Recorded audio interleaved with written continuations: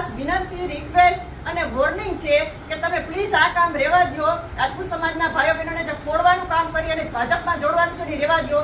નહીતર આ રાજપૂત સમાજ જામનગરનો આખો આપવામાં તમારા ઘરે આવી બંગડીના ક્રા કરી પકડીને તમને બંગડી પહેરવામાં આવશે.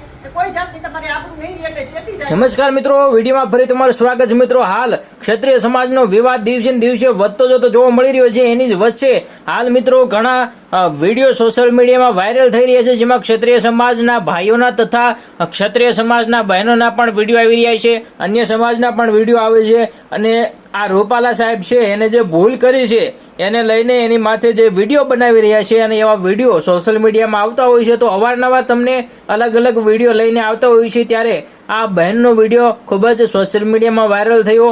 અને ત્યાર પછી મિત્રો હાલ વાત કરીએ તો એક ભાઈનો પણ વિડીયો વાયરલ થયો, જેને ભાજપના કાર્યકર્તાઓ ગામમાં આવ્યા હતા તો એ બધાને ભગાડ્યા. એના પણ વિડીયો સોશિયલ મીડિયામાં ખૂબ જ વાયરલ થઈ રહ્યા છે. તો મિત્રો, હાલ આ વિવાદને કારણે ભાજપ સરકારને પણ ઘણી બધી અસર થઈ રહી હોય એવું લાગી રહ્યું છે.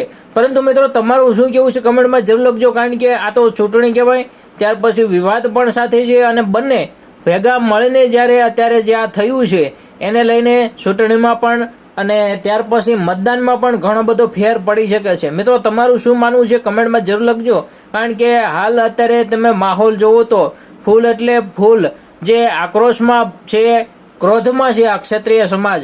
એને કારણે હાલ ગામે ગામ જે છે પરસોત્તમ રૂપાલાના સહિત ભાજપનો પણ જે વિવાદ સર્જાયો હોય એવું લાગી રહ્યું છે અને ભાજપનો પણ વિરોધ ગામે ગામ થઈ રહ્યો છે. તો મિત્રો, તમારું શું કહેવું છે કમેન્ટમાં જરૂર લખજો. મળીશું ફરી નવા વિડીયોમાં. ત્યાં સુધી જય હિન્દ, જય ભારત.